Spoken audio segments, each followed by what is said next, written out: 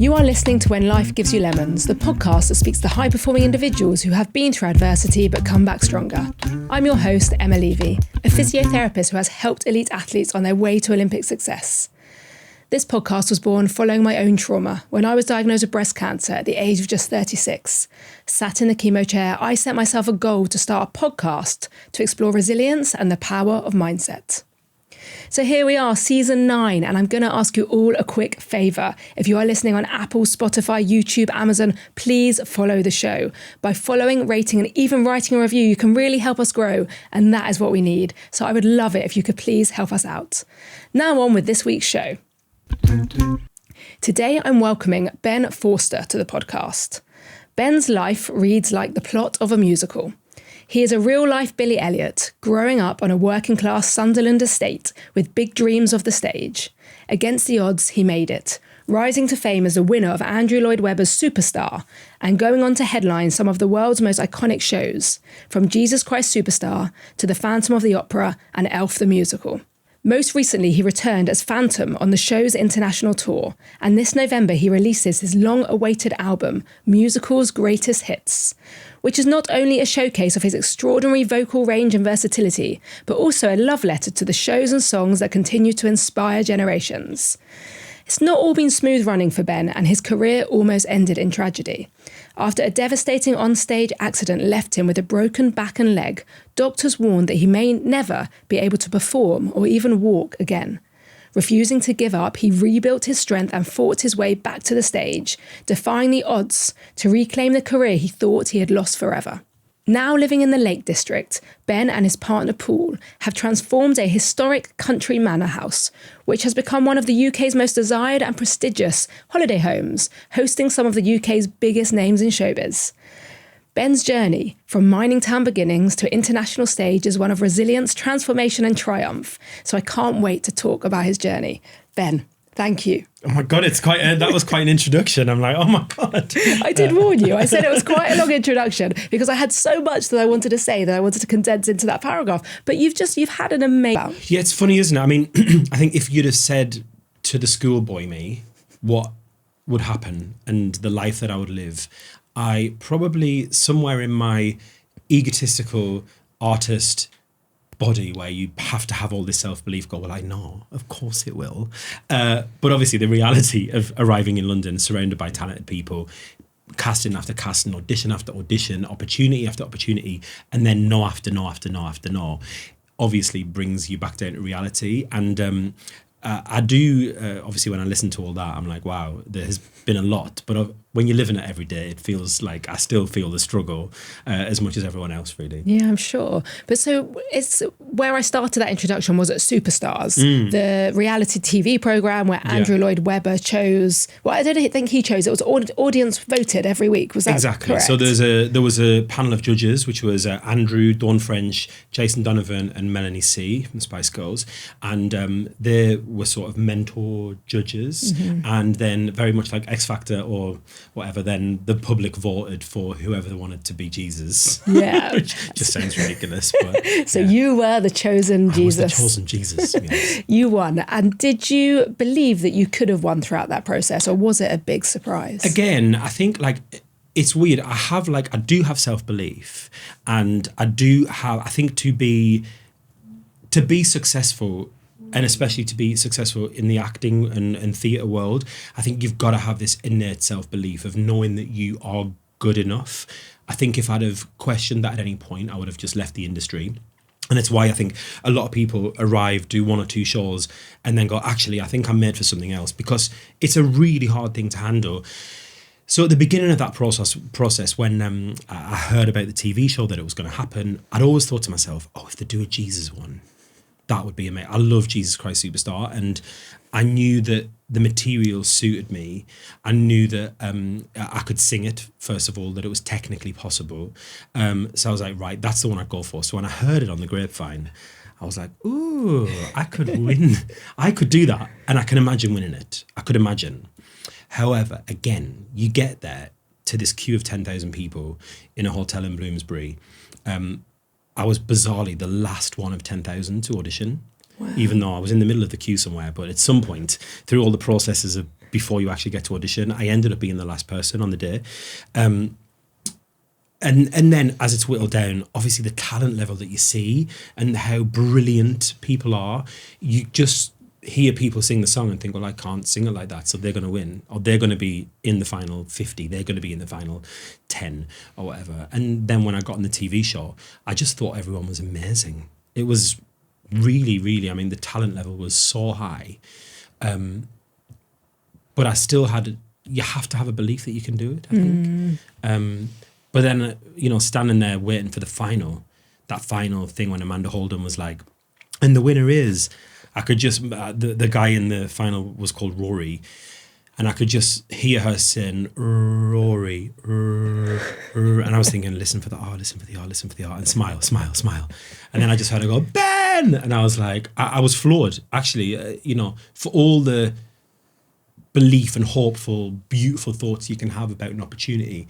Actually, when you hear it, it's different. And I was completely speechless. I couldn't speak. It must have been amazing. Yeah. And then you get to play the role of Jesus. Yeah. Was that in London? Was that on a tour? It was. So we opened in the O2 Arena in London. So we did 6 shows on our opening weekend, and then we toured around the UK. Then we toured Australia for a few months, which was amazing. And then we came back and we toured the UK again. And all of that was just a sensational experience. I mean, completely terrifying and filled with so much brutal pressure. And I don't know whether I put that on myself or whether it's a real thing. But in my mind, I'm like, half of these arenas might have sold out before I was announced as the winner. So actually half of the arena might have loved Rory, not me. So in your mind, you're like, oh, did then people come to see Rory, or did they come to see me, or are they just coming to see Jesus Christ Superstar? But did they think Rory would be better if I hit a bum note, or I just accidentally crack off of a top scream or something? You know what I mean? So you've still got that doubt, even though you won this massive competition. You are the lead role, and you're still doubting yourself. Absolutely, the amount of sort of insane self-belief you have to have. I think you have to be insecure as well. Otherwise, you're just never going to be good. I don't think you can be focused and dedicated and successful if you don't get nervous and question yourself and listen to your director and keep learning and being inspired by other actors and things. I'm really as insecure as all the other actresses. Yeah.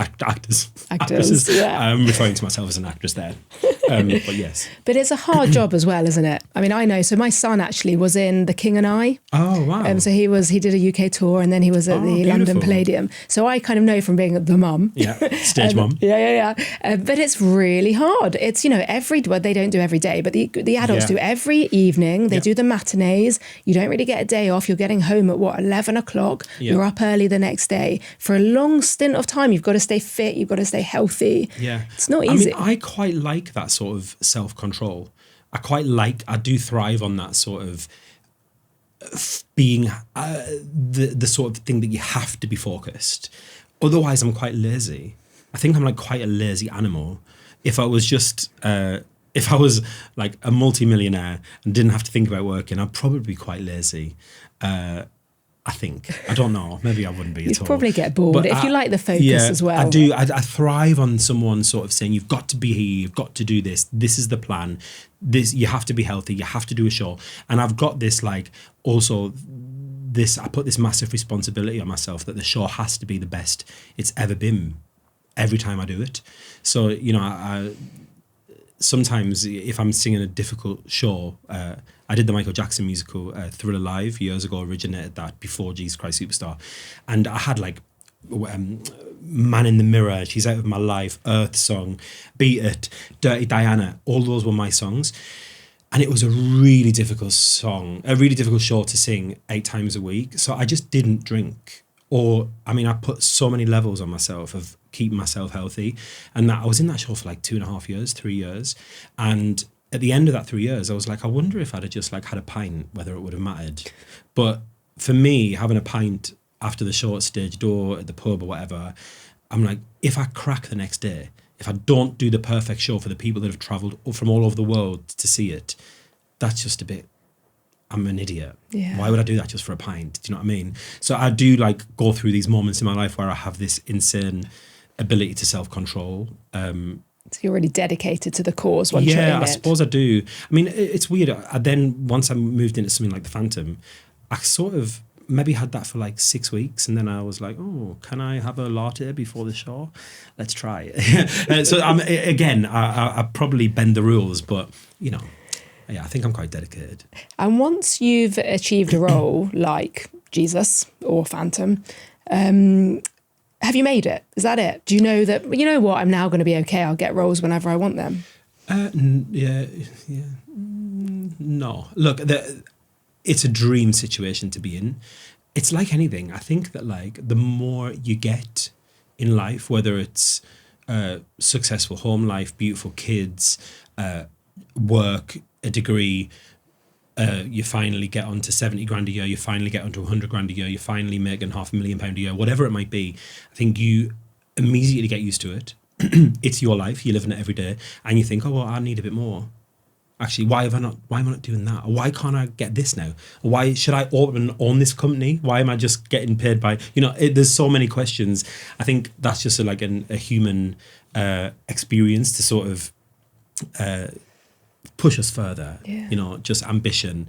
So yes, of course, the TV show 100% changed my life. And for years, actually, I didn't audition for anything. I went to meetings, I met a director and had a coffee, and then I got offered the role. I didn't have to sing for it or read for it, for instance. So that's quite life-changing. Life-changing. Yeah. However, it lasted like 3 or 4 years, By the time, the show was 2012. By the time I'd done a few different tours and a few different shows, Andrew offered me the Phantom.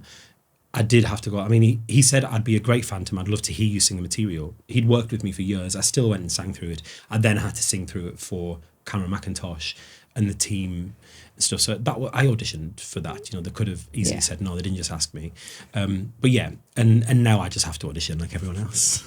And so when did you know that you wanted this life? How old were you when you started getting into it? I was definitely a kid. I was dragged to sort of amateur dramatic society by my parents because my sister was a really keen dancer. So it was really early in my family life, being 5 or 6 years old. Every Thursday we would go to this amateur operatic society and learn shows and put shows on. And it was really good. I think I learned like a lot of stagecraft and confidence and a general ability from that. So when I then went to school and they said, oh, does anyone want to sing a song? Yes, I do. Which is quite odd, probably. But I had this confidence to be able to do that. And I think I question this sometimes. It's a big question in my life, actually. Because I started quite young, I did a few like TV commercials when I was a kid, because my sister had an agent who then said, oh, does Ben want to audition for things? So I ended up having this agent who was like, I shared an agent with like Ant Deck, a Northeast agent called Dave Holly, who was a bit of a legend in the Northeast, and got me a few opportunities. And then I started like entering talent competitions and doing things at comprehensive school. And actually, when you're like head teacher or your teacher or your music teacher or even your school friends go, wow, your voice is amazing. It was amazing at assembly this morning. Or like, oh, I watched the talent show. It was amazing. Or your maths teacher who's never acknowledged you because actually I'm not academic at all goes, you're actually really good. You could be a singer. I think I question myself a lot. Like, did I pick this whole industry because as a kid who grew up in an area where there's no opportunity, people were saying, you're really good at that. And was I just addicted to that? I made the decisions really early in my life to sort of go on this path. I joined the National Youth Music Theatre when I was 13. Then I got my scholarship and went to college when I was just 17. After I left school. And I'm like, I wonder if I'd have had a few years to settle, or if I didn't have a voice, whether I'd want to be an actor. I don't think I'd want to be. Don't think acting really... people say to me a lot, like, oh, do you want to be in movies? Why are you not in movies? Why are you not, why are you not like on TV? Why do you not want to be in Coronation Street? And I'm like, it doesn't excite me at all, actually. I just love singing. Yeah. I've never really tried it, but the thought of it, the idea of it doesn't propel any excitement in me at all. But people obviously saw that you were good, recognised the talent, and then, yeah, as a young kid, I'm sure you react by you like the praise. You think, oh, I could do this. Yeah. There must also be an element as a kid that you enjoyed it. Absolutely. I did enjoy it. I do enjoy it. But I'm like, was it? I mean, like, I do think it's my destiny, but it's a question I have. Did I just love the applause because I wasn't being applauded for anything else? Yeah, but isn't that part of it when you're a performer? Don't you love the applause? Yeah, I think so. I mean, I think I do 100% think I'm in the right place. I'm definitely living my life. I believe in fate. I believe in finding the attractive paths. I think finding the success in them come to you when you're in the right place with the right people and things like that. I do totally believe that, and I can remember like 2 or 3 moments in my life where I've really changed.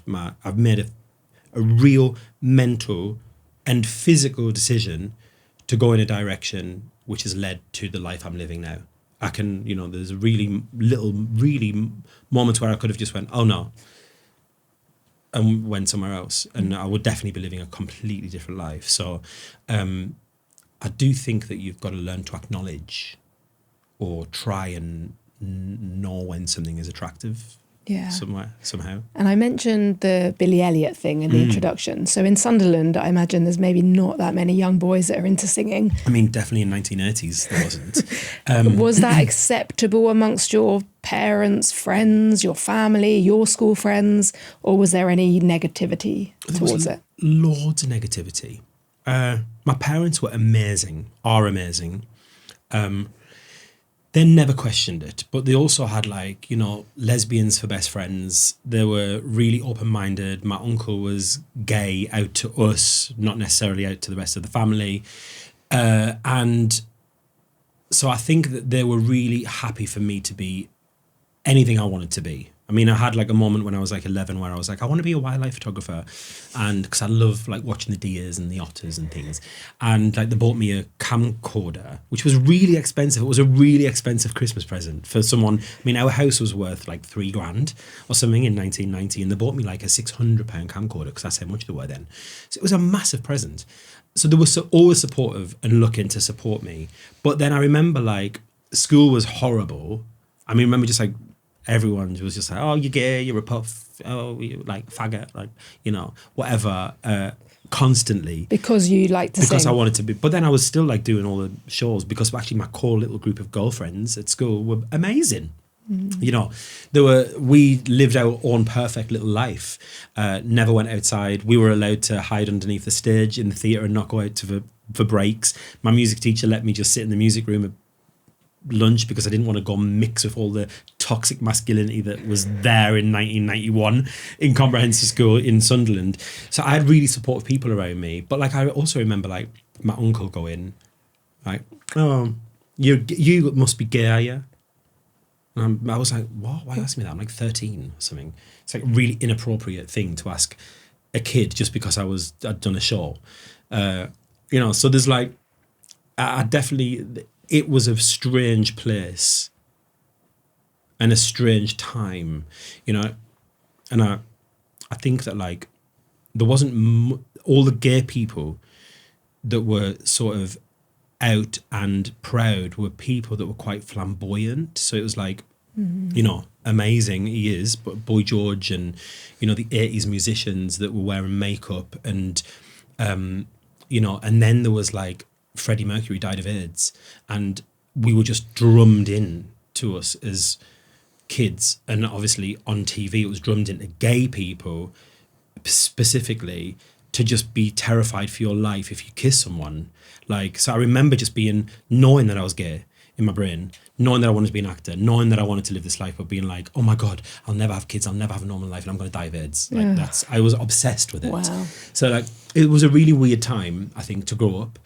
But certain people and certain things changed them. And I think, it's kind of amazing that the TV world at some point put really lovely, fabulous, normal, relatable gay people into, I remember when I first moved to London, I remember like thinking, oh, maybe I need to like be a bit more camp.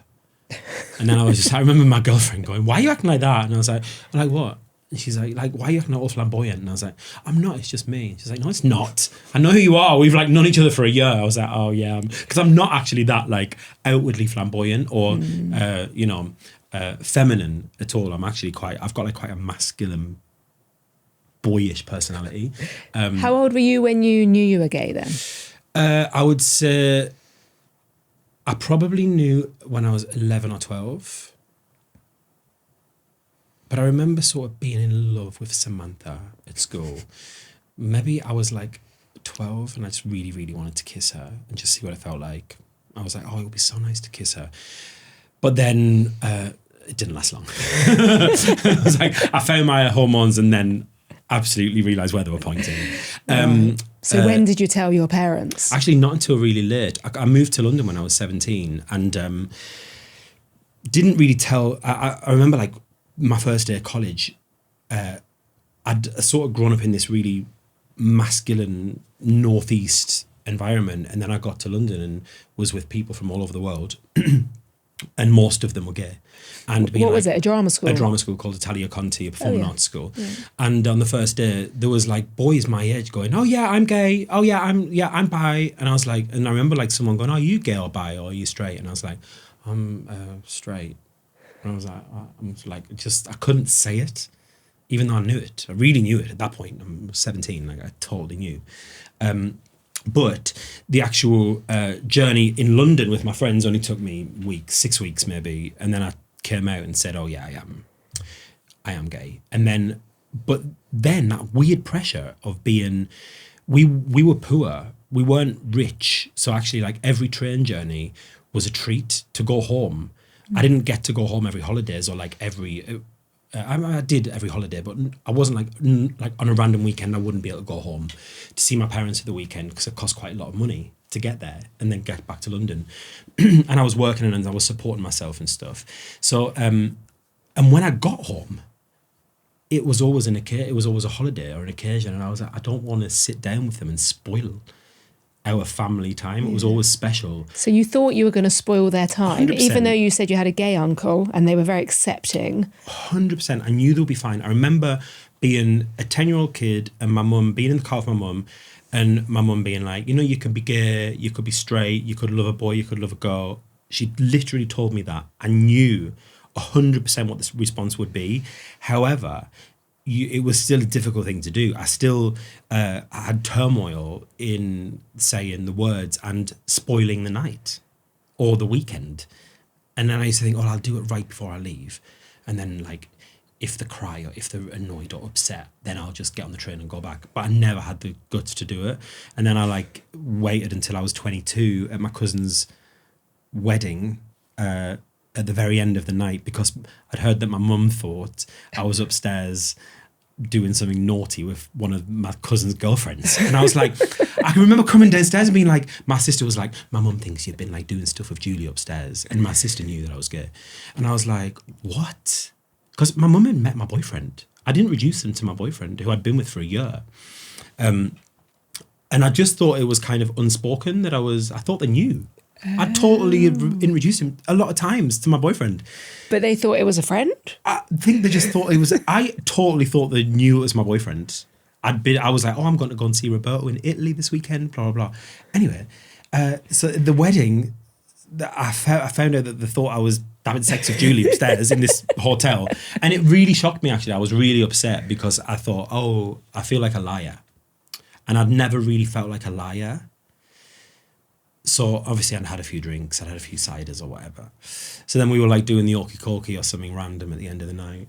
And we were all like dancing in this circle. And then my gay uncle, we came in the circle and my gay uncle was like, I love you all.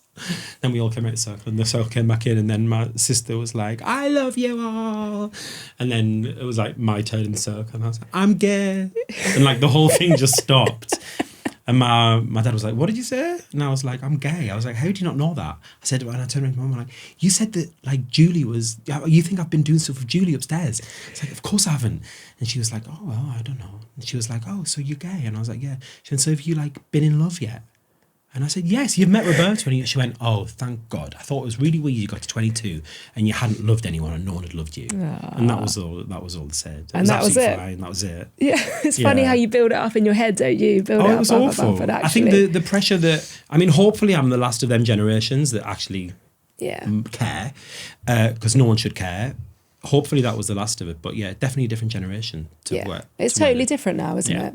Which is great. So. Like, my kids now at school age, I don't think it's even like discussed with their friends. I think it's just a thing. Yeah. They're just all a bit whatever. Yeah. Yeah. Let's hope that that's all over the country. Yeah. Well, that's true as well.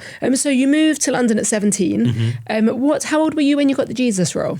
Actually, I was 31. So I'd had like a 12-year career in the West End. And I dipped into singer-songwriter stuff. I used to host a music night. Not musical, just totally actually. Different. Okay. Pop, so I mean, like things like I used to host this music night where I remember meeting like Cynthia Erivo in a jazz club when she was probably like 18 and being obsessed with her voice and being like, will you come and sing at my jazz night? And we used to just sing this in this. It was called the Met Bar, which was like a really trendy members club on Park Lane, and they'd asked me to put a music night on there. I used to hustle a lot when I had no money. I'm the person that in my 20s, I was like always £1,995 overdrawn. I always had £5 available. Whatever I did, however much money I made, it was always the case. I always spent whatever I could. I had to really learn not to do that, but it was always the way. So I used to hustle a lot. I used to like go out with a guitarist and be like, can I have a gig? One thing I really pride myself on is that I've never had a job. I don't think I've ever had a proper job. Never done anything apart from singing, performing, because I used to just think, well, I can go and sing in a pub and they'll pay me. And even when they wouldn't pay me, I used to be like, let me do Friday night for free, and then I know you'll book me next Friday. And I used to always just get everyone singing and everyone in the pub having a good time. And then they'd be like, oh yeah, do next Friday. Amazing. And I used to be like, all right, pay me this much. It's funny how you don't see that as a job though. It's not a job. I still say, I don't think I've worked a day in my life. I still don't feel like I've done something I didn't want to do because I had to do it. Does that make sense? Yeah, well, you just had a job that you loved. Yeah. I mean, I know I'm getting paid for it and I'm doing it and there's a responsibility with that. But I love that. Yeah. It's not like, I don't feel like it's a... Yeah, it's not a chore. It's not a chore. No. I've never had a chore. I've had jobs, but never had a chore. So you had this pretty successful career then. You got Jesus, everything was going really well. Yeah. And then I mentioned this accident. Yeah. Can you tell us about that and what happened? Yeah, so in 2018, I'd returned actually back to the role to do Buddy in Elf. And it's weird this, because actually when I was asked to do it, I didn't want to. And this is what I was just mentioning about like choosing the things that are attractive. That definitely, I mean, look, maybe it was meant to happen. Maybe it is all supposed to have happened to me. But I definitely didn't feel the attractiveness of the option to do it. However, it fitted in perfectly with the job that I was doing before and the job I was about to do after. So I was like, okay, come on, let's do it. It's good. I love the role. I'd originated the role in London. Got up to Manchester, it all went a bit wrong. It all felt a little bit strange. I've never really done a job like it. It just felt like the wrong atmosphere. For the first time in my life, I didn't really get on with the company manager that I was working with. It felt like there was a weird thing between us. I didn't really mix it like I usually do with a cast. It all felt like I wasn't supposed to be there. And me and the producer, who had been friends, really didn't get on for some reason. I don't know why. He was behaving quite strange. He did a few weird things, and I didn't enjoy it. And then just 6 days before it finished, I was on stage performing. I mean, I loved the performing bit of it, don't get me wrong. And the audiences were great. My cast were fantastic. I just didn't feel like I settled in. Do you know what I mean? And then I was on stage 10 minutes into the show and I was on a piece of set, which was like a moving iron framed ladder. And it fell over. I was on the side of it and it just fell over. And because it fell over, I put my foot down to sort of step off and then it fell on me. And yeah, it broke. I mean, clearly I knew immediately that I'd broken my ankle because my leg just snapped and was pointing the other way. I could see the sole of my foot. This is in the middle of a live performance. Yeah, in front of 2,000 people. Oh God, it was horrible. What actually happens? Do they close the show? Curtain comes down. Yes. So actually, I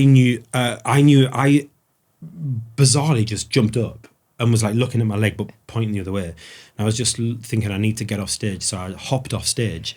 I think someone helped me, and as I didn't feel any pain, and as soon as I was off stage, it was like something had just smashed a hammer in my brain. I was like, oh my God. It was just the most amount of pain I've ever felt.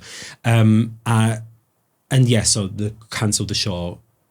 Bizarrely, my understudy was involved in turning that piece of set, so he was quite shaken, so they couldn't just put him on and expect the show to carry on. So the show was, and also the ambulance didn't turn up for an hour or something.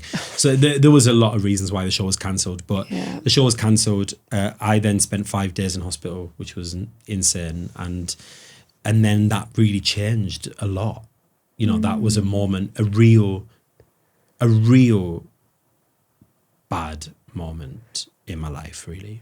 Because you lost a lot of your confidence, or what actually happened? Actually, I've got to say that they offered me surgery when I first went to hospital, and he said, you can maybe get better in 6 weeks, but if we give you surgery, you might be out for 8 to 12 weeks. And I had a really, really big job lined up on Broadway at the time, which I was supposed to be doing. And in my heart, I was like, I could get better for Broadway. I could get better for Broadway if it's 6 weeks. And but then I had no union in the break in my leg. It just wouldn't fix after 6 weeks. Actually, after 4 months, there was still no. Ooh, so it was a really nasty break. It was a really horrible break. And actually, I didn't... it was funny because you go into hospital with a broken leg dressed as an elf, where your leg is pointing the other way. And as hilarious it is, everyone just thinks you've got a broken leg. So no one checked anything, the rest of my body. No one asked me any questions. Everyone just thought I had a broken leg. And it wasn't until about 4 or 5 weeks after I was at home trying to recuperate, and I just couldn't move. And I was like, I can't be in this much pain. It was like pain all over me. I was like, it can't be my leg. And I know it wasn't healing, but it can't be that. So I remember going back to the hospital and saying, look, I feel like I'm in so much pain, this can't be real. It can't just be my leg. And so they gave me a full body MRI, and then they said, you've actually broken a vertebrae in your back, but it was almost healed at the time. Wow. So there was like, the union was quite good on that. So it was 4 or 5 weeks after. So they said, we don't have to worry, do what you've been doing. Thank God I hadn't, because I had a broken leg, I didn't even move. Didn't feel it, yeah. I didn't really move either. Yeah. I mean, it was, because it was so painful I couldn't weight bear or anything. So actually it was good that I just had laid down for and not really had any big pressure on it. But did that explain why you were in so much pain? Yes, I think so. I think it was just, I had a broken back, really. Yeah. And that the discs in my back on the thing were like little corkscrews out of my spine. It just squashed everything. So I've had a lot of different surgeries on my back over the years. But it's good. I mean, look, it's hard when you then go into the world where people are saying, oh, this is not great. This might cause this. You might not be able to do this. If you have this operation, it might cause this. And then obviously you enter a whole legal scenario, and that just became so horribly messy and evil and a really dark, negative part of my life. And that was because you were suing the production company for damages? Yeah, well, actually, so my manager got a call a few days after the accident from the producer saying, look, this is awful, this happened, I've got insurance. Ben, if this is going to affect Ben's career right now, he should take it up with my insurance company. So we then called my union, which is Equity. And they said, yes, we need to represent you. You need to make sure that you're cared for, that you've got everything that you need. You know, this is only thinking that it's a broken leg for 6 weeks. Yeah. But then as this moved, as this became everything else, everyone, I had so many moments where you then going into independent examinations, and the doctors were saying, you'll not really walk again properly. You're always going to have a strange gait. You're always going to have a limp. You're always going to have pain in your back.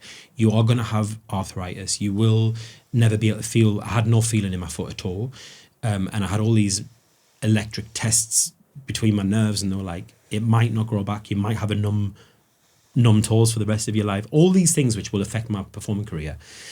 And I mean, there was definitely like, I would say there's a year where I just thought I'll never be able to do what I was doing before, because you just listen to everyone. Of course. And they've got to be honest and tell you what all the worst things are. But then it's really hard not to listen to them. I think there's a line, actually. You know, I think you need to leave the patient with hope as well. Yeah, I think that the problem was the legal, everyone has to give their definite crystal ball theory. Of course, it's all crystal ball, but everyone has to say at the end of the thing, what is the likelihood? And actually, so you get the real honest answer, and that's awful. Yeah. Because I don't want to know. I didn't want to know that. So did that massively like affect your mental health as well? Definitely. At moments, I was just thinking, wow, I was just blessed with so much. And is this the payoff? Like, because I believe in that skill. I really believe that, like, if you work hard, you play hard. If you hyper focus, you've got to let go on holiday. You've got to like I love life balance. I think I'm also like really innately a very happy person. Like I really feel happy. I'm really blessed that I've never really felt depressed. I don't think I've ever felt anything like that. But there were moments where I was like, have I been blessed that much that this is the payoff? Wow. Do you know what I mean? Yeah, which is horrible. I get that. thought. And so because you were going through this legal process as well, did that affect your reputation in the world? You know, I've got great agents. I had a great manager. And I remember saying to everyone, like, let's focus on concerts. I've just like left this. Yes, I might not be able to do 8 shows a week, but I can definitely walk on stage with a limp or not a limp, or with a bad back or not a bad back, and I can stand and I can perform. So let's concentrate on that. So I did sort of maybe accidentally develop this whole concert vocalist career, if you like, which I love. I really, really love it, actually. I'd never had the opportunity to develop that before, because you're doing 8 shows a week. You can't take bookings, you can't take concert offers and all that stuff. And then suddenly I was. So actually for quite a long time, I was doing loads and loads and loads of concerts, really amazing ones, you know, like with the Royal Philharmonic Orchestra at Royal Albert Hall, or, you know, doing my solo show in Japan. I did my solo show in London, and then just performing all over the world, and lots of endless corporate entertainment and things. So I actually was really lucky. I don't feel like I had to dib out of it. And I couldn't do a show. I couldn't do a musical. I couldn't dance or move really freely. But actually, like, standing there and singing was possible. What I knew in my mind, and what then all the experts on this legal case were telling me is, well, that's going to die away, because you were just the Phantom. You're living off of the success of just being the Phantom of the Opera in London. You were just, a few years ago, Jesus. And like in 3 years' time, everyone else that just played Jesus and the Phantom will have also left their shows, and they'll get all the gigs. And I was like, oh, well, thanks. I mean, again, not helpful. You know, it's just not helpful. Everyone's just full of the negative news. But you were able to kind of find the positive and actually pivot, because you were able to say, well, I really love singing, which you said at the beginning of this conversation. Yes. You said singing was your thing. Yeah. So then you went down that concert route, and actually, like you said, who knows, maybe you wouldn't have gone down that route if that hadn't happened. Yeah, I don't think I would have. I would have just been doing 8 shows a week more. And look, there are beautiful, amazing things in my life that have happened because of that. Like, I'll now live, you know, we discovered the opportunity for buying this abandoned country house. And was that after the accident as well then? It was after the accident. Well, actually, we saw it 6 months before. In our minds, we were like, oh, let's get that and we could retire there. So let's get it, save it, do it up, rent it out 8 times a year, or maybe rent it out full time. But we know we've saved it. And at some point, we could live there. That was the initial idea for the house. I grew up knowing that house from when I was 10 years old. I used to look over the wall and be like, who could live there? It's like this palace, and the opposite of like my miner's cottage where I grew up, and being in this rural place on this fell side in Cumbria. We used to have a caravan in the next village, and I remember like looking at this house just thinking it was a palace. So I knew it, and in my mind in 2017 when we very first saw the house, I was like, well, my career's in a good place, I'm earning well, this is a great thing to do. We loved developing properties. We'd done quite a bit of it as like sort of hobby developers, me and my partner. I love the distraction of thinking about something else whilst I'm in a musical or when I'm working. So it all made sense. But then after the accident, I was like, okay, let's make sure that we do that. It gave me an ability to go, we could relocate there. I can spend time. We can do this project. We can make it beautiful. And then it actually took 4 years to buy it. It became really complicated for loads of different reasons. But we stuck with it. And then COVID happened. Yeah. So that delayed everything. And then at the end of COVID, we completed on it. And actually, I think without the accident, I wouldn't have had the freedom to be able to relocate there to do it. And actually doing that has made me realise that I've got so much more that I love in my life than living in London and wanting to be a performer.